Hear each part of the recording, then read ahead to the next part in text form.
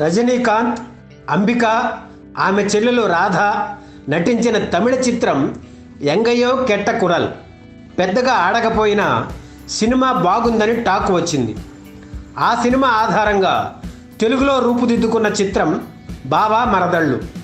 నటభూషణ శోభన్ బాబు హీరోగా కోదండరామిరెడ్డి దర్శకత్వంలో ఈ చిత్రం రూపుదిద్దుకుంది. నిర్మాత రాశి మూవీస్ నరసింహారావుకు ఇదే తొలి చిత్రం. తన అభిమాన హీరో శోభన్ బాబుతో సినిమా తీయాలనేది ఆయన కోరిక. ఒక అభిమానిగా ఆయన్ని ఎన్నోసార్లు కలిశారు నరసింహారావు. అయితే నిర్మాత హోదాలో తొలిసారిగా వెళ్ళి డేట్స్ అడిగినప్పుడు శోభన్ బాబు సందేహించారు. సినిమా తీయగలడా, మొదలుపెట్టిన పూర్తి చేయగలడా అనే సందేహంతో డేట్స్ ఇవ్వలేదు. రచయిత సత్యమూర్తి నరసింహారావుకు క్లోజ్ ఫ్రెండ్. ఆయన సిఫార్సుతో శోభన్ బాబు కొంత మెత్తబడి సరే టెస్ట్ చేద్దాం అనుకున్నారు. ఆ రోజుల్లో శోభన్ బాబు పారితోషికం 6 లక్షలు. కానీ 9 లక్షలు ఇవ్వమని నరసింహారావుని అడిగారు శోభన్ బాబు. ఆయన డేట్స్ ఇవ్వటం ముఖ్యం కనుక సరే అని చెప్పి 50,000 అడ్వాన్స్ కూడా ఇచ్చేశారు. ముందు ఎక్కువ పారితోషికం చెప్పిన నిర్మాతగా నరసింహారావు కమిట్మెంట్ చూసి ఫైనల్గా 6 లక్షలే తీసుకున్నారు శోభన్ బాబు. ఆ తర్వాత దర్శకునిగా కోదండరామిరెడ్డి అనుకుని ఆయనకు 10,000 అడ్వాన్స్ ఇచ్చారు. దీంతో నరసింహారావు దగ్గర ఉన్న డబ్బులు అయిపోయాయి. ఇక సినిమా తీయడం ఎలా అన్న ఆలోచనలో పడ్డారు నరసింహారావు. అయినా మొండి ధైర్యంతో శోభన్ బాబు కోదండరామిరెడ్డి కాంబినేషన్లో సినిమా తీస్తున్నట్టు ప్రకటించారు. ఆ సమయంలోనే కృష్ణ శోభన్ బాబు కలిసి నటించిన ముందడుగు చిత్రం బంపర్ హిట్ అయ్యింది. అలాగే కోదండరామిరెడ్డి దర్శకత్వం వహించిన ఖైదీ సినిమా కూడా సూపర్ డూపర్ హిట్ అయింది. అందుకే శోభన్ బాబు కోదండరామిరెడ్డి కాంబినేషన్లో సినిమా అనగానే బయ్యర్లు ఆసక్తి చూపించారు. ₹1 కూడా ఫైనాన్స్ తీసుకోకుండానే బయ్యర్లు ఇచ్చిన అడ్వాన్సులతో సినిమా మొదలుపెట్టేశారు నరసింహారావు. కథ గురించి చర్చ మొదలైనప్పుడు రజనీకాంత్ నటించిన ఎంగయ్యో కెట్ట కురల్ చిత్రాన్ని చూడమని సలహా ఇచ్చారు శోభన్ బాబు. నరసింహారావుకి ఆ సినిమా బాగా నచ్చింది. దాన్ని రీమేక్ చేద్దామని ఫిక్స్ అయ్యారు.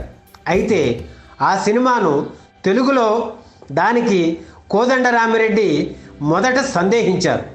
ఎందుకంటే అది యాంటీ సెంటిమెంట్ కథ. శోభన్ బాబు లాంటి మొగుడు కావాలని ప్రతి మహిళ కోరుకుంటుంది. అలాగే మొగుడిని వదిలేసి మరొకరితో భార్య వెళ్ళిపోతుంది. హీరో భార్య అలా వదిలేసి వెళ్ళిపోవడం ప్రేక్షకులకు నచ్చదని, రిస్క్ చేయవద్దని అట్లూరి పూర్ణచంద్రరావు, కె చటర్జీ వంటి శ్రేయోభిలాషులు సలహా ఇవ్వడంతో కోదండరామిరెడ్డి ఆలోచనలో పడ్డారు. ఓ బిడ్డను కన్న తర్వాత భార్య మరొకరితో వెళ్ళిపోతే ఆ భర్త మానసిక పరిస్థితి వర్ణనాతీతం. ఇలాంటి కథను చేయడానికి సాధారణంగా ఏ హీరో ఒప్పుకోరు. శోభన్ బాబు ఒప్పుకోవడం నిజంగా గ్రేట్. అయినా హీరో సపోర్ట్ ఉంది కనుక తమిళ చిత్ర నిర్మాత పంజు అరుణాచలం దగ్గరికి వెళ్ళి 25,000 ఇచ్చి రైట్స్ కొన్నారు నరసింహారావు. రచయిత సత్యమూర్తి తెలుగు నేటివిటీకి అనుగుణంగా మంచి మార్పులు చేశారు. తమిళ వెర్షన్లో అల్లు రామలింగయ్య, నూతన్ ప్రసాద్ పాత్రలు లేవు. తెలుగు వెర్షన్ కోసం వాటిని సృష్టించారు సత్యమూర్తి. ముఖ్యంగా అల్లు రామలింగయ్య పాత్రకు అద్భుతమైన స్పందన వచ్చింది. సంభాషణల రచయితగా సత్యమూర్తికి ఇదే తొలి సినిమా. రాధిక, సుహాసిని ఈ చిత్రంలో కథానాయికలు. శోభన్ బాబు, సుహాసిని కాంబినేషన్లో వచ్చిన తొలి సినిమా ఇదే. అలాగే బాలనటిగా మీనాకు ఇదే మొదటి సినిమా. ఎస్పి బాలసుబ్రహ్మణ్యం కుమార్తె పల్లవికి గాయనిగా తొలి సినిమా ఇదే. 1983 సెప్టెంబర్ 5న బావా మరదళ్ళు షూటింగు ప్రారంభమైంది. కోదండరామిరెడ్డి గురువు రాఘవేంద్రరావు తొలి క్లాప్ కొట్టి ఆశీర్వదించారు. కత్తి మీద సాము లాంటి పాయింట్తో చేస్తున్న సినిమా కావడంతో భయపడుతూ షూటింగ్ చేశారు. శోభన్ బాబు పోషించిన రాంబాబు పాత్రను ఎంతో ఉదాత్తంగా ప్రేక్షకుల సానుభూతి పొందే విధంగా తీర్చిదిద్దారు. 24 లక్షల బడ్జెట్తో 20 రోజుల్లో బావా మరదలు షూటింగ్ పూర్తి చేశారు. 27 లక్షలకు సినిమా అమ్ముడయింది. అంటే సినిమా విడుదలకు ముందే 3 లక్షల రూపాయల లాభం వచ్చింది నిర్మాతకు. 1984 ఫిబ్రవరి 2న సినిమా రిలీజ్ అయింది. సూపర్ హిట్ చిత్రంగా నిలిచింది.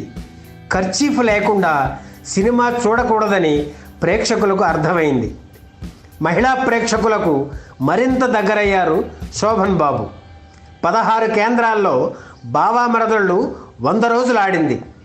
బావా మరదళ్ళు చిత్ర శతదినోత్సవం 1983 మే 27న మద్రాసులోని అడయార్ గేట్ హోటల్లో నిర్వహించారు నిర్మాత నరసింహారావు. ఈ కార్యక్రమానికి డాక్టర్ భానుమతి రామకృష్ణ, దాసరి నారాయణరావు ముఖ్య అతిథులుగా హాజరయ్యారు.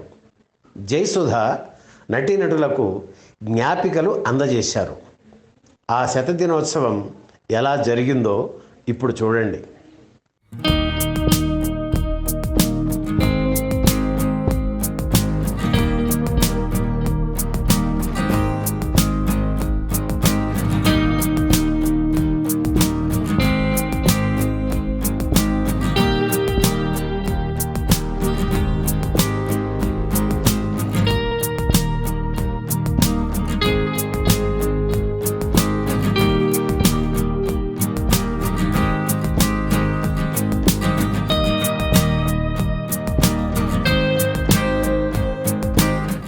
ఈ వీడియో మీకు నచ్చితే లైక్ చేయండి, షేర్ చేయండి, వెంటనే సబ్స్క్రైబ్ కూడా చేయండి.